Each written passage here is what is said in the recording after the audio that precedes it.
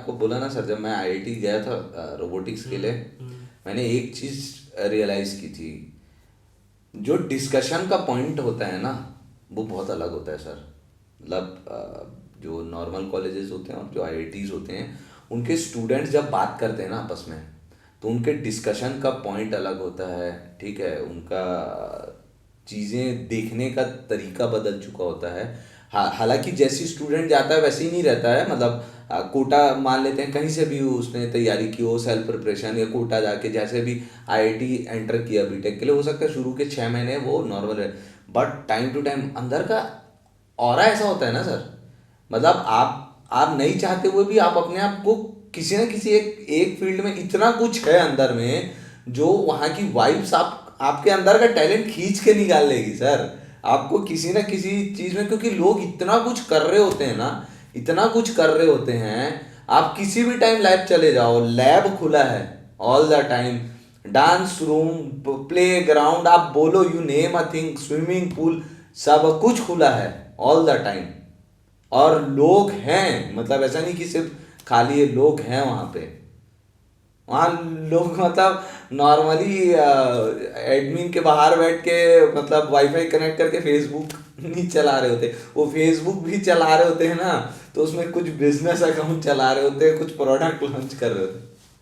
तो मतलब वो वहाँ जाने के बाद चीज़ें बहुत आप फील करोगे, वो चीज़ आपको विजिबल दिखेगा डिफरेंस। आप ना मतलब बता पाओगे यार, ये चीज़ तो ऐसा तो डिस्कशन कभी किए ही नहीं हम लोग इस तरीके से बैठ के, जैसा ये यहाँ पे हो रहा है। वो बहुत डिफरेंस होता है। तो वो जो था ना, वो ड्रीम तो मैं जी रहा था। फिर फिर एक डिसीजन लेना पड़ा। फिर वही आपका, आपके पीएसयू के इंटरव्यूज आए होंगे, तो उसमें आपका कैसा परफॉर्मेंस था? आपने कौन कौन से इंटरव्यूज दिलाए हैं? और तो सर, एक और इम्पोर्टेंट बात जो मैं पूछना चाहता हूँ कि अब आपका रिजल्ट वगैरह आ चुका था, आप आईआईटी में पढ़ रहे थे, आपको फिर बुलाया गया होगा बहुत सारे इंटरव्यूज के लिए, पीएसयू के इंटरव्यू के लिए। तो आप कहाँ कहाँ पर अपना अटेम्प्ट किए हैं? क्या क्या डिफरेंसेस थे? किस टाइप के क्वेश्चंस पूछे जाते थे? और आपका इंटरव्यू एक्सपीरियंस कैसा था कि किस तरीके से परफॉर्म करना चाहिए, क्या करना चाहिए? सर मुझे 5 PSU से कॉल आया था। NTPC, ONGC, IOCL, BPCL, HPCL, और एक छोटा बीएआरसी से भी आया था कॉल। मैंने उसमें इंटरव्यू दे पाया था मैं बीएआरसी का, आईओसी, एचपीसी, बीपीसी और एनटीपीसी। ओएनजीसी का किसी रीज़न वाइज में नहीं दे पाया था इंटरव्यू। तो सर आयु सबसे पहले मेरा बीपीसी में इंटरव्यू हुआ था। वो काफ़ी ज़्यादा ख़राब था, क्योंकि इससे पहले मैंने कभी इंटरव्यू फेस नहीं किया था। कॉलेज में भी मैं कभी कैंपस वगैरह में मैं बैठा नहीं था। तो वो काफ़ी उतना अच्छा एक्सपीरियंस नहीं रहा, और वहाँ तो मैं जीडी राउंड में ही बाहर हो गया था। फिर उसके बाद मैंने अगेन सेल्फ रियलाइजेशन वाला मेरा फैक्टर मैंने निकाला कि व्हाट वेंट रॉन्ग। तो फिर मैंने उन चीज़ों को वर्कआउट किया, और फिर उसके बाद मैं आईओसी के इंटरव्यू में गया। तो वहाँ मेरा जीडीपीआई राउंड क्लियर हो गया था। और इंटरव्यू में फिर कुछ तो हुआ था इश्यूज, है ना। मैं थोड़ा सा फंबल हो गया था, तो उतना उतना अच्छे फॉर्म में नहीं जा पाया था आईओसी का इंटरव्यू। देन फिर बीएआरसी का इंटरव्यू हुआ। बीएआरसी का इंटरव्यू सर टोटली टेक्निकल था। मुझे मज़ा बहुत आया था बीएआरसी के इंटरव्यू में। हालांकि ऑल्दो मेरा हुआ नहीं वहाँ, बट मुझे मज़ा बहुत आया था, पूरा टेक्निकल, है ना। और वो ऐसा है सर, बीआरसी का इंटरव्यू आपको एबीसीडी से स्टार्ट करते हैं, और वो आपसे मतलब सब कुछ, वो फिर आपसे लेटर लिखवाएंगे, वर्ड लिखवाएंगे, पैराग्राफ लिखाएंगे, एसे लिखवाएंगे, थीसिस लिखवाएंगे, सब चीज़। मतलब आप समझ रहे हो, एकदम शुरू से जीरो से स्टार्ट करके टेक्निकल में उनके रूम में जो जो चीज़ें हैं सब में सेंसर लगवा देंगे आपसे। फिर एचपीसी का इंटरव्यू, तो इधर का सब था ही क्या, व्हाट वेंट रॉन्ग। तो एचपीसी के इंटरव्यू में I was be my self. मतलब कुछ भी थोड़ा बहुत भी चेंजेस नहीं, टोटली एक थोड़े प्रोफेशनल वे में, लेकिन कुछ भी इधर से उधर नहीं, सारी चीज़ें एकदम मतलब फेयर और स्ट्रेट फॉरवर्ड थी थोड़ी सी, बहुत ज़्यादा मैनिपुलेटिव भी नहीं रखना होता है, लेकिन थोड़ा स्ट्रेट फॉरवर्ड थी चीज़ें। तो HPC का इंटरव्यू, मेरा GD भी बहुत अच्छा राउंड गया था, इंटरव्यू भी बहुत अच्छा गया था। तो फिर फाइनली मेरा HPC में हुआ। देन उसके बाद NTPC से भी मुझे कॉल आया था, NTPC में भी GDPA हुआ। बट इंटरव्यू मेरा अच्छा गया था। मुझे बहुत ज़्यादा क्लियरिटी नहीं है कि NTPC का मेरा इंटरव्यू क्यों नहीं हुआ, बट HPC काफ़ी अच्छा हुआ था। बट एक चीज़ है जो अपार्ट फ्रॉम BARC बाकी सब में जो कॉमन था वो ये था कि PSUs में इनमें मतलब IOC, BPC, HPC और NTPC, ये 4 में बहुत ज़्यादा टेक्निकल नहीं रहता है, HR क्वेश्चंस ज़्यादा रहते हैं। तो और वो पहले भी मुझे पता थे, जो जाने से पहले मैंने नेट वगैरह में सर्च किया था, तो मैंने HR क्वेश्चंस के ऊपर ज़्यादा वर्कआउट भी करके गया था। तो वैसे क्वेश्चंस ही रहते हैं मैक्सिमम, ठीक है, थोड़ा बहुत टेक्निकल रहता है, they can ask you for 1 और 2 सब्जेक्ट्स उस हिसाब से। फिर तो मतलब वही है कि आपको बहुत अच्छे से मतलब डिपेंड करता है कि आप किस टाइप की कंपनी में अप्लाई कर रहे हो। अगर आप बार्क में हैं तो मोस्टली टेक्निकल को ज़्यादा स्ट्रॉन्ग करिए, और अगर आपका मतलब इस तरीके के जॉब प्रोफाइल में ऑयल के या इलेक्ट्रिसिटी जनरेशन के, तो आपको HR, क्योंकि बेसिकली आपको अपने प्रोफाइल में मैनेज ही करना है, इसलिए आपका HR राउंड ज़्यादा पूछा जाता है। तो फाइनली सर आपका जॉब लग गया है ना, आप कमाने लग गए थे, तो उस टाइप का एक्सपीरियंस कैसा था? बेसिकली मैं ये जानना चाहता हूँ कि वंस यू हैव ब्रोक, कि आप एक फाइनेंशियली आपको प्रॉब्लम थी और अब फिर आप कमाने लगे थे, उसमें क्या ट्रांजिशन था, क्या बदलाव थे, कैसी फीलिंग थी? आपको वो फीलिंग याद है जब आपको पहला वीडियो गेम मिला था बचपन में, या पहली साइकिल मिली थी, ठीक है, उसको इंटू 1000 कर दो, वो फीलिंग होती है जब पहली सैलरी आती है, और उस फीलिंग को 10,000 टाइम मल्टीप्लाई कर दो जब आप अपनी पहली सैलरी से अपने पेरेंट्स को कुछ लेके देते हो। वो बोल के नहीं बताई जा सकती सर, वो अलग होती है, वो जो एक्सपीरियंस करता है वही समझ सकता है। मुझे आज भी मेरी सैलरी याद है, डे याद है, कितने बजे आई थी, है ना, वो मैसेज मेरे मोबाइल में, और मैं कहाँ गया, क्या किया, मुझे सब चीज़ याद है। वो फर्स्ट सैलरी, उसके बाद फिर एक 2-3 महीने के बाद फिर चीज़ें नॉर्मल हो जाती, बट जो फर्स्ट सैलरी की जो फील है ना सर, वो अलग है।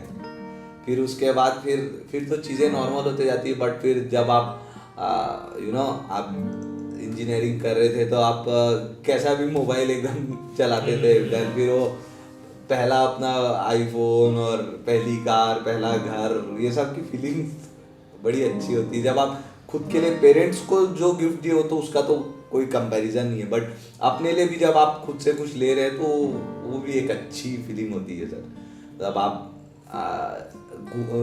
अपने लिए टाइम निकाल रहे हैं, अपने लिए खुद से कुछ कर सकते हैं, तो वो एक बहुत ऑसम फीलिंग होती है सर, बहुत ऑसम फीलिंग होती है। तो कोई फाइनेंशियल इंडिपेंडेंसी आपको मिली होगी। हाँ, तो ये मतलब जो भी मेहनत की, इज इट वर्थ इट? मतलब ये आपके लिए बिल्कुल, मतलब आप बोल सकते हैं कि वर्थ रहा? 1000% सर, 1000%। मतलब मैं आपको बता रहा हूँ ना, आप जो फाइनेंशियली इंडिपेंडेंट की बात कर रहे हैं ना सर, जब देखो क्या होता है ना, आप जब घर पे पैसे देना चालू करते हो ना, आपके मतलब पेरेंट्स को नहीं चाहिए, ठीक है, पेरेंट्स, बट ना जब आप खुद से घर पे पैसे देना चालू करते हो ना, तो वो एक जो रिस्पॉन्सिबिलिटी वाली फीलिंग आती है ना, कि I am also responsible now, ठीक है, अब मैं भी थोड़ा बड़ा हो रहा हूँ, मैं भी पापा को, मम्मी को सपोर्ट कर सकता हूँ, ठीक है, मैं भी सपोर्ट कर रहा हूँ। वो एक फीलिंग जो होती है सर, वो सब वर्थ इट है। वो जितना आप मेहनत किए हो ना, वो सब बराबर कर देती है, वो चीज़, वो सब बराबर कर देती है। मतलब ऑसम फीलिंग होती है, ऑसम फीलिंग होती है। मैं आपको बताऊं, अभी तक मैंने मेरे पेरेंट्स को सबसे बेस्ट गिफ्ट क्या दिया मालूम? Medical policy, LIC। वो सबसे बेस्ट गिफ्ट है मेरे हिसाब से।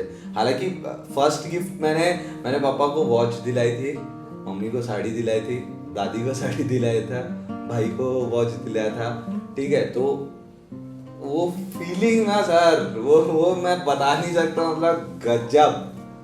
मतलब आप जब आपकी पहली सैलरी से आप ना कुछ अच्छा करते हो ना, ठीक है, तो वो ना वो खुशी ना आपको एक्चुअली ना वो मतलब आगे आगे और भी जब आपके लाइफ में, अगर देखो ऐसा तो नहीं है यार कि गेट निकल गया, पीएसयू जॉब लग गई, अब पैसे आ रहे हैं तो आगे अब डाउनफॉल नहीं आएगा। कभी कभी टाइम आता है, कोई कोई दिन हो जाता है जब आप लो फील करते हो। तो ये सारी चीजें ना सर वो आपको मतलब सपोर्ट करती है कि आप आगे हो, आप कुछ ठीक कर रहे हो, आप आगे बढ़ो आगे, ठीक है। मतलब इससे खराब टाइम आप देख चुके हो, ये तो बहुत फिर भी बहुत अच्छा है। तो ये सारी छोटी छोटी चीजें बहुत हेल्प करती है सर। ये यही तो है जो यादें बनती हैं। हाँ। यही मोमेंट्स जो है वो यादें बनती, बहुत बहुत सही है सर। मतलब आप इतनी सारी चीज़ों को सैक्रिफाइस किए, उसके बाद आप उतना ही ज़्यादा पूरी चीज़ों का एंजॉय कर लिए होंगे ना। आप अपने दोस्तों के साथ पहले जैसा एंजॉय किया करते थे और उसमें अभी में क्या ट्रांसफॉर्मेशन। सर मैं आपको बता रहा हूँ, जैसे कि सबको पता ही है कि अपन बहुत अच्छे फ्रेंड्स हैं और हम कॉलेज में रहे। सर मैं बता रहा हूँ कि कॉलेज में कैंटीन के समोसे है ना, या कॉलेज के बाहर टपरी में समोसे या चाय, ठीक है, 5 रुपए की चाय है ना, और 10 रुपए समोसे का प्लेट, ठीक है। वो सर मैं बता रहा हूँ आपके साथ, ठीक है, या मेरे और जितने भी क्लोज फ्रेंड के साथ, मैं आज भी वो टपरी वाला समोसा प्रेफर करूँगा मेरे किसी कलीग के साथ मैं 5 स्टार में बैठ के खाना खाऊं और आप लोग के साथ वहाँ बैठ के खाऊं। मैं आज भी उसी को प्रेफर करूँगा। रीज़न आपको बता रहा हूँ सर, आप जिसके साथ 5 रुपए खर्च किए हो ना, ये मैं कहीं कहीं सुना था ये लाइन और मुझे बहुत अच्छी लगी थी। आप किसी के जिसके साथ आप 5 रुपए खर्च किए हो ना सर, उसी के साथ 5,000, 5 लाख, 5 करोड़, 50 करोड़ खर्च करने का मजा है, ठीक है। मैंने जब मेरी पहली कार खरीदी, दूसरी कार खरीदा, ठीक है, दोनों में मतलब पहली कार मैं मुंबई में लिया था मेरी, ठीक है। तो वहाँ तो ऐसा मेरे उतने फ्रेंड जो थे सब ऑफिस वाले ही थे और उधर ही मुंबई में मिले हुए थे, ठीक है। फिर मेरा इधर छत्तीसगढ़ ट्रांसफ़र हुआ और यहाँ आने के बाद अभी मैंने मेरी जब दूसरी कार खरीदी, मैं घर खरीदा, और जब यहाँ मेरे स्कूल फ्रेंड्स, मेरे कॉलेज फ्रेंड्स आते हैं, उन लोगों के साथ मैं जो घूमता हूँ ना, मतलब मैं मेरे ऑफिस वाले फ्रेंड्स के साथ गोवा गया हूँ, आपका पुणे गया हूँ, महाबलेश्वर, और मतलब बहुत बेहतरीन बेहतरीन जगह गया हूँ, ठीक है। और यहाँ पे मैं मेरे कॉलेज फ्रेंड्स के साथ में, स्कूल फ्रेंड्स के साथ में ना, सिर्फ मैं मतलब ऐसा थोड़ा घूमने के लिए या कोई पास का रेस्टोरेंट या आसपास ही कहीं घूमने चल देता हूँ ना, ये जो फीलिंग है वो फीलिंग कहीं टिकती नहीं है उसके सामने, कहीं टिकती नहीं है। तो वो अलग है सर। मतलब मैं तो बिल्कुल बोलता हूँ कि ना कभी भी मेहनत वेस्ट नहीं जाती, कभी भी मेहनत वेस्ट नहीं जाती। अगर आपको लग रहा है ना, 1% भी लग रहा है अगर आपको कि आप कर सकते हो, आप पूरी ताकत लगा दो, आप पूरी ताकत लगा दो।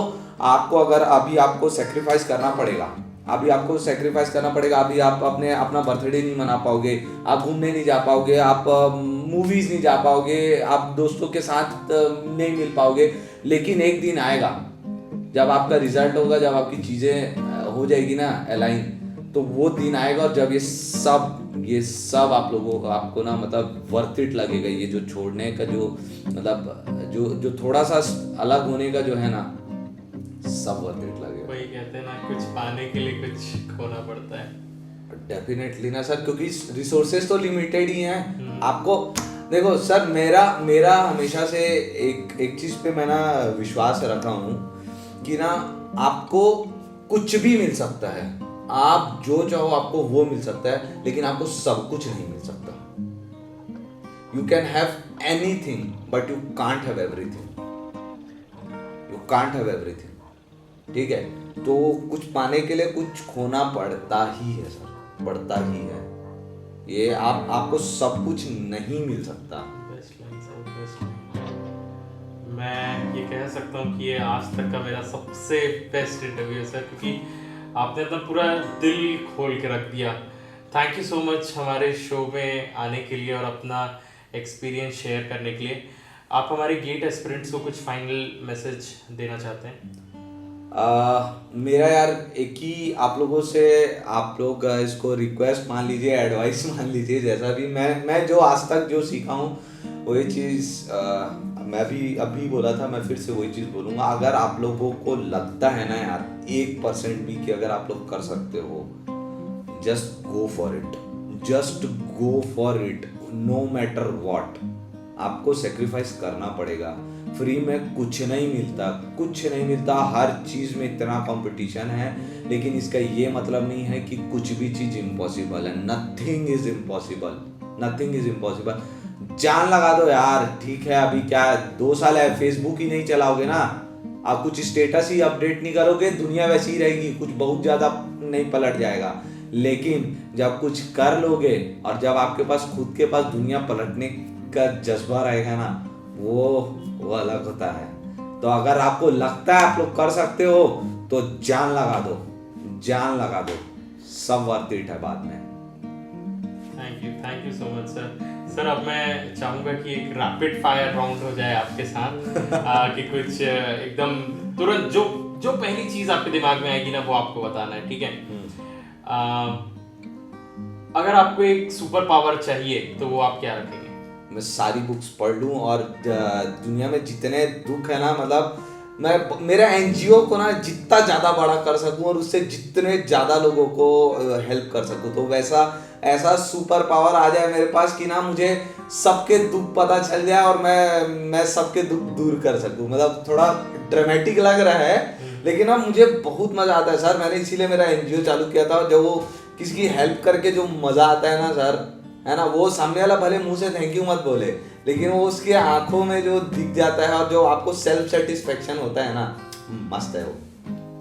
बहुत सही सर। अगर मैं आपको बोलूं कि आपको कोई एक सेलिब्रिटी से मिलने के लिए मिले या कोई एक हस्ती से जो अभी एग्जिस्ट नहीं करते, जिनका डेथ हो चुका है, तो आप किससे मिलना चाहेंगे? मैं मिलना चाहूँगा यार, दो ऑप्शंस हैं मेरे पास। एक तो विवेकानंद जी से, ठीक है, मतलब ज्ञान का भंडार, ज्ञान का भंडार यार, लिटरली ज्ञान का भंडार। और दूसरा अगर यंग में थोड़ा बात करें तो रिसेंट में यार सुशांत सिंह राजपूत, ठीक है, not because he was good actor और बहुत अच्छे दिखते थे, ये नहीं, he was good human being. बहुत अच्छी चीज़ें थी कि वो इतना मतलब इतना अर्न कर रहे थे और सारी चीज़ें कर रहे थे। बट ना यार, आप अपने कुछ छोटी चीज़ें, अगर आई डोंट नो आपने देखा होगा कि नहीं, वो अभी भी ना अपने टेक्नोलॉजी से कनेक्टेड थे। वो मतलब बहुत सारी ऐसी चीज़ें कर रहे थे जो बाकी सेलिब्रिटीज नहीं करते थे। वो टेक्नोलॉजी में मतलब अभी भी अपना वो काइंड ऑफ एजुकेशन, अपना स्टडी वो कंटिन्यू रखे थे। वो बहुत मस्त था सर, वो बहुत मस्त चीज़ थी। बहुत अच्छा सर। और अगर मैं आपको कहूँ कि आपको लाइफ में, ठीक है, किसी एक जगह पे जाने का मौका मिले तो आप कहाँ पर जाएंगे? स्कूल और कॉलेज, नो डाउट, स्कूल और कॉलेज, उसमें कोई है नहीं, कहीं भी ले जाओ, वो जो था ना सर, वो फील। स्कूल और कॉलेज, वही लास्ट बेंच में बैठे हैं दोस्तों के साथ, तो वो। अच्छा, कोई एक फाइनल, कोई एक फिल्म का डायलॉग जो आप बोलना चाहेंगे, आपके फेवरेट एक्टर का डायलॉग जो आपके दिल को छू जाता है? फेवरेट एक्टर का डायलॉग यार बहुत सारे हैं, बट उसमें कौन सा बोलूं? नवाजुद्दीन का है एक डायलॉग है, मांझी पिक्चर का है, ठीक है, मांझी द माउंटेन मैन का, कि भगवान के भरोसे मत बैठिए, क्या पता भगवान आपके भरोसे बैठा। ये मेरे को लगता है। बहुत बहुत बहुत थैंक यू सर, आज आप हमारे शो में आए। मैं आपको फाइनली ये कहना चाहूँगा कि आप अपने कुछ दोस्तों को टैग करिए जो यहाँ पर आके हमारे साथ इंटरव्यू में बैठ सकें। तो मेरे कलीग हैं मंथन पांडे और रवि रंजन जी, तो इन दो को मैं करना चाहूँगा। तो रविरंजन जी एंड मंथन पांडे जी, आपसे सून मुलाकात होगी यहीं पर हमारे इस चैनल पे। Thank you so much sir, आप हमारे शो में आए और हमारे शो की गरिमा बढ़ाई आपने। इतनी सारी चीज़ें सीखने को मिली, इतनी सारी चीज़ें जानने को मिली। Thank you so much. And ऐसे ही हम लोग और वीडियोस बनाते रहेंगे। वीडियो को लाइक ज़रूर करिएगा, अपने दोस्तों के साथ शेयर ज़रूर करिएगा और बिल्कुल से सब्सक्राइब के बटन को दबा दीजिए ताकि जब भी कोई वीडियो आए आप लोगों को सबसे पहले पता चल जाए। Thank you.